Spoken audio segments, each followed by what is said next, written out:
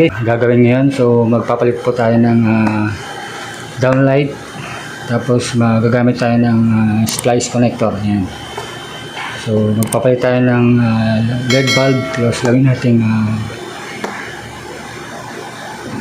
downlight. Yung mga palitan natin. So ito guys yung gagamitin natin. Ayan. So guys, ang sapat nito is 3.5. Tapos itong isa naman is 2.5. So ang paggamit naman to guys ng ating splice connector, madali lang guys. Ayan, shoot mo lang yung dito yung butas, dito yung wire galing dun sa ilaw, tapos ganoon din yung size guys sa ating source. Ayan. A few moments later. So ito guys yung papalitan natin. Itong 4, 1, 2, 3, 4. Tapos yung dalawa sa gilid guys, yan. Palitan natin ng pin light. So yan. So start natin guys. Meanwhile, so gagamit tayo ng splice connector. Yan, ito guys. So madali lang paglagay.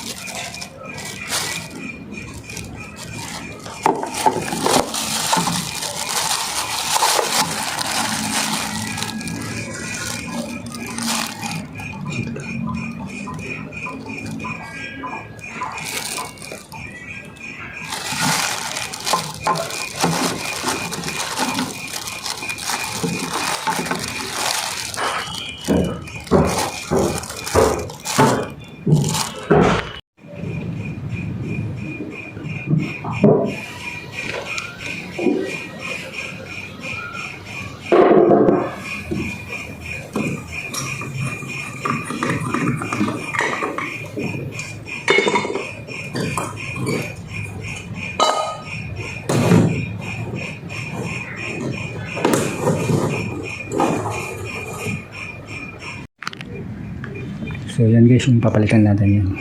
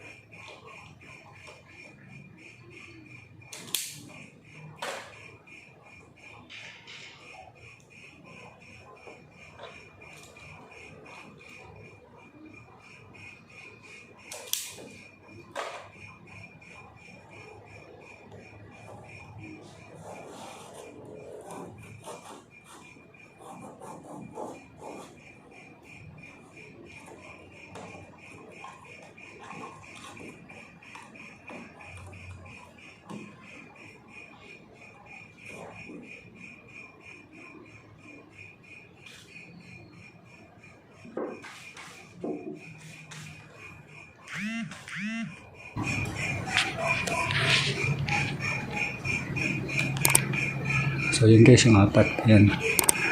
So okay na guys lahat. Yan. Ganun lang kadali guys pagpalit ng ating pin light.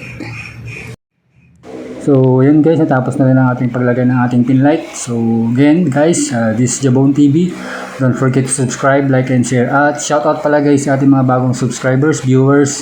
At guys, huwag kalimutan i-press ang ating notification bell para updated po tayo sa ating susunod pang videos. So yun guys, again, good day po sa ating lahat.